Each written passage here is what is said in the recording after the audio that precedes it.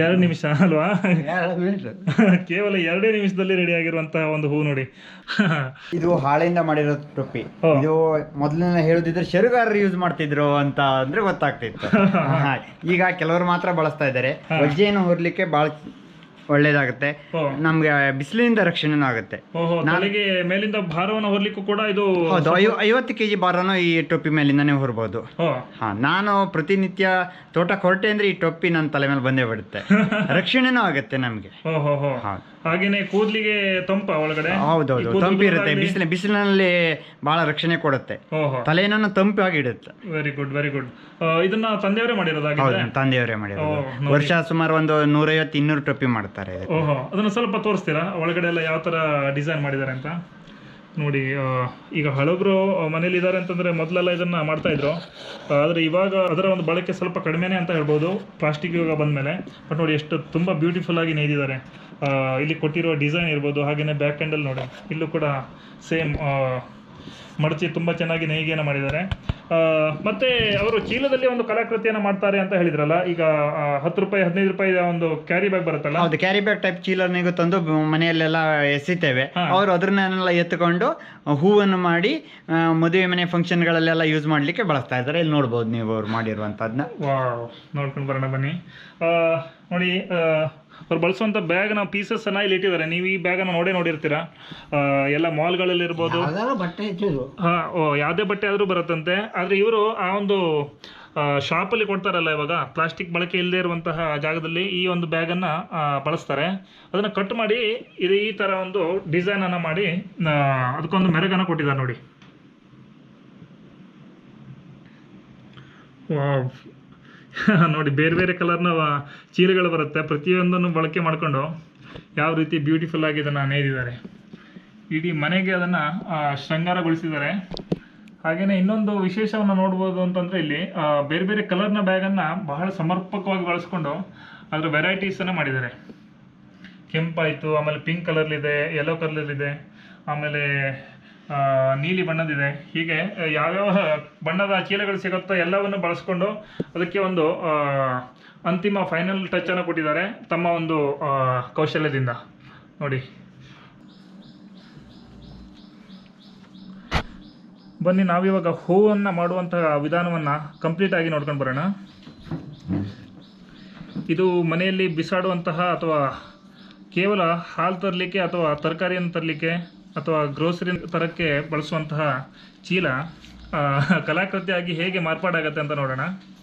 ನಮ್ಮ ದಿವಾಕರ್ ಹೆಗಡೆ ಅವರ ಕೈಯಲ್ಲಿ ಅರಳ್ತಾ ಇರುವಂಥ ಹೂ ನೋಡಿ. ಸೊ ಈ ಥರ ಫೋಲ್ಡ್ ಮಾಡಿಕೊಂಡ್ರು.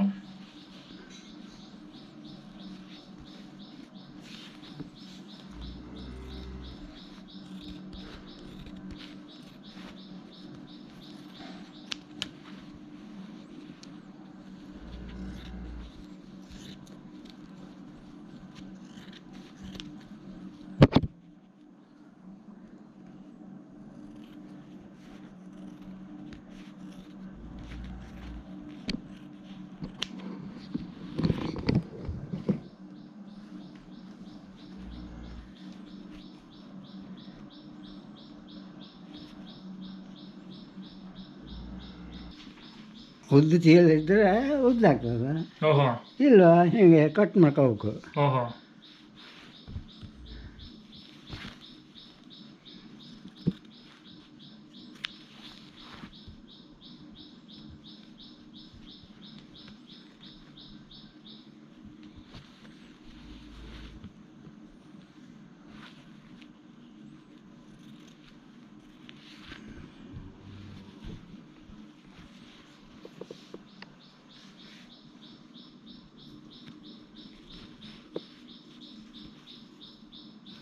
ನೋಡಿ, 2 ಬೇರೆ ಬೇರೆ ಎಳೆಯನ್ನ ಸ್ವಲ್ಪ ಉದ್ದ ಮಾಡ್ಕೊಂಡೆ. ಉದ್ದ ಮಾಡ್ಕೊಂಡ್ರೆ ಅದನ್ನ ಜಾಯಿಂಟ್ ಮಾಡಿ. ನೋಡಿ, ಇಲ್ಲಿ ಸ್ಟಿಚಿಂಗ್ನ ಅವಶ್ಯಕತೆ ಇಲ್ಲ, ಯಾಕಂದರೆ ಅದರಲ್ಲಿ ಸ್ವಲ್ಪ ನೈಲನ್ ಕಂಟೆಂಟ್ ಇರೋದ್ರಿಂದ ಬಟ್ಟೆಯಲ್ಲಿ ಒಂದಕ್ಕೊಂದಕ್ಕೆ ಸೇರ್ಕೊಳ್ಳುತ್ತೆ. ಸ್ವಲ್ಪ ಬೆಂಕಿಯಲ್ಲಿ ಕರಗಿಸ್ಬಿಟ್ರೆ. ಒಂದು ಮೇಲ್ಗಡೆ ಬಂತು, ಒಂದು ಕೆಳಗಡೆ ಮಾಡಿಸಿದ್ದಾರೆ.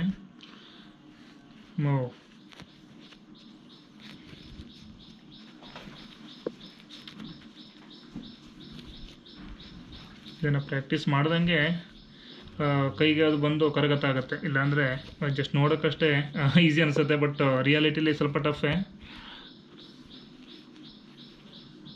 ಬಟ್ ತುಂಬ ಸುಲಭವಾದ ವಿಧಾನದಲ್ಲಿ ಅವ್ರು ನಮಗೆ ಹೇಳ್ಕೊಡ್ತಾ ಇದ್ದಾರೆ. ಮತ್ತು ಯಾರು ಕೂಡ ಮಾಡ್ಬೋದು ಇದನ್ನು. ಕಲಿದೇ ಇರುವಂತಹ ವಿದ್ಯೆ ಅಂತೂ ಖಂಡಿತವಾಗ್ಲೂ ಅಲ್ಲ.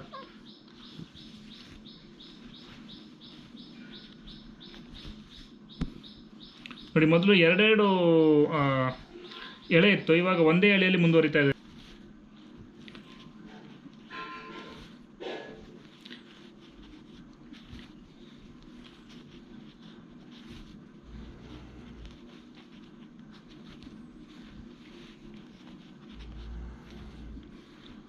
ಹಾಗೆಯೇ ಕೆಳಗಡೆ ನೋಡಿ, ಅವರು ಹಿಡ್ಕೊಂಡಿರೋ ಭಾಗ ನೀವು ನೋಡಿದ್ರೆ ಇಲ್ಲಿ ಮಾಡ್ತಾ ಹೋದಂಗೆ ಇಲ್ಲಿ ಒಂದು ಉದ್ದನೆ ಆಗಿರುವಂತಹ ಒಂದು ಕಡ್ಡಿ ಥರ ಕ್ರಿಯೇಟ್ ಆಗುತ್ತೆ ಹಿಂದ್ಗಡೆ. ಅದನ್ನು ನಾನು ಆಮೇಲೆ ತೋರಿಸ್ತೀನಿ. ಅದನ್ನು ಹಿಡ್ಕೊಳ್ಳೋಕ್ಕೆ ಅದು ನೋಡಿ ಎಷ್ಟು ಉದ್ದವಾಗಿ ರೆಡಿಯಾಗಿದೆ, ಜುಟ್ಟು ಥರ ಬಂದಿದೆ ಕೆಳಗಡೆ. ಅದೇ ಮುಂಚೆ ಮಡ್ತಿ ಇಟ್ಕೊಳ್ಳ. ಓಕೆ, ಸರಿ. ನೋಡಿ, ಈ ಒಂದು ಜುಟ್ಟ ಏನಿದೆ ಇದನ್ನು ಮೊದಲೇ ಶುರುನಲ್ಲೇ ಇದನ್ನು ಎಳೆದು ಹಿಡ್ಕೋಬೇಕಾಗತ್ತೆ. ಅದರಿಂದ ತಿರ್ಸ್ಕೊಳ್ಳೋಕ್ಕೆ ಈಸಿ ಆಗುತ್ತೆ, ಮತ್ತು ಲಾಸ್ಟಲ್ಲಿ ಜೋಡ್ಸೋಕ್ಕೂ ಕೂಡ ತುಂಬ ಹ್ಯಾಂಡಿಯಾಗಿ ಬರುತ್ತೆ ಅದು.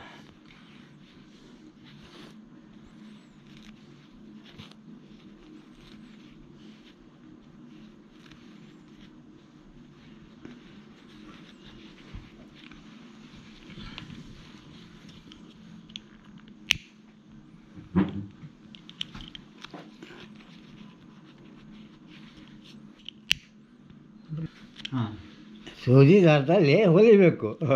ಸೂಜಿ ದಾರದಲ್ಲಿ ಹೊಲಿದ್ರೆ ಇನ್ನೂ ಚೆನ್ನಾಗಿ ಬರುತ್ತಾ? ಓಹೋ.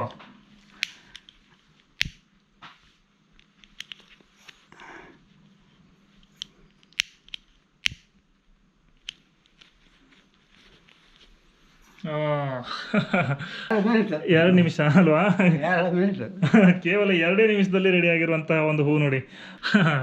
ಸೂರ್ಯನ ಕಿರಣ ಇಲ್ಲದೇ ಅರಳಿರುವಂಥ ಹೂ ನೋಡಿ. ಇದು ಕಸದಿಂದ ಮಾಡಿರುವಂತಹ ರಸ ತುಂಬ ಬ್ಯೂಟಿಫುಲ್ ಆಗಿ ಬಂದಿದೆ ನೋಡಿ. ಅದರ ಹೆಸರುಗಳು ಒಳಗಡೆಯಿಂದ ನೀವು ನೋಡ್ತಾ ಬಂದರೆ ಶುರುವಿನಲ್ಲಿ ಚಿಕ್ಕದಾಗಿ ಅದನ್ನು ಮಡಚಿ ಹಾಗೇ ಪ್ರತಿಯೊಂದು ಎಂಡಲ್ಲೂ ಕೂಡ ಒಂದು ಗುಲಾಬಿ ಹೂವಿನ ಆಕಾರ ಕೊಡಬೇಕಂದ್ರೆ ಅದಕ್ಕೆ ಖಂಡಿತವಾಗ್ಲೂ ಪ್ರಾಕ್ಟೀಸ್ ಬೇಕು. ಮತ್ತು ಅದನ್ನು ಹಿಡ್ಕೊಳ್ಳುವಲ್ಲೂ ಕೂಡ ತುಂಬಾ ಜಾಗರೂಕತರಾಗಿರಬೇಕು, ಮತ್ತು ಪೇಷನ್ಸ್ ಬೇಕು ಎಲ್ಲದಕ್ಕಿಂತ ಹೆಚ್ಚಾಗಿ. ಈ ಒಂದು ಏಕಾಗ್ರತೆಯಲ್ಲಿ ಮಾಡಿರುವಂತಹ ಒಂದು ಬ್ಯೂಟಿಫುಲ್ ಹೂವನ್ನು ನಾವು ದಿವಾಕರ್ ಹೆಗಡೆ ಅವರ ಕೈಯಲ್ಲಿ ಇವಾಗ ನೋಡಿದ್ವಿ. ಇದನ್ನು ಆಮೇಲೆ ನಿಮಗೆ ಎಲ್ಲೆಲ್ಲಿ ಬೇಕೋ ಅಲ್ಲಿ ಅದನ್ನು ಬಳಸ್ಕೋಬೋದು ನೋಡಿ. ಜಸ್ಟ್ ನಾನು ತೋರಿಸಿದ್ನಲ್ವಾ, ಸೇಮ್ ಅದನ್ನೇ ಇಲ್ಲಿ ಜಸ್ಟ್ 2 ನಿಮಿಷದಲ್ಲಿ ರೆಡಿ ಮಾಡಿಕೊಟ್ರು ನಮಗೆ.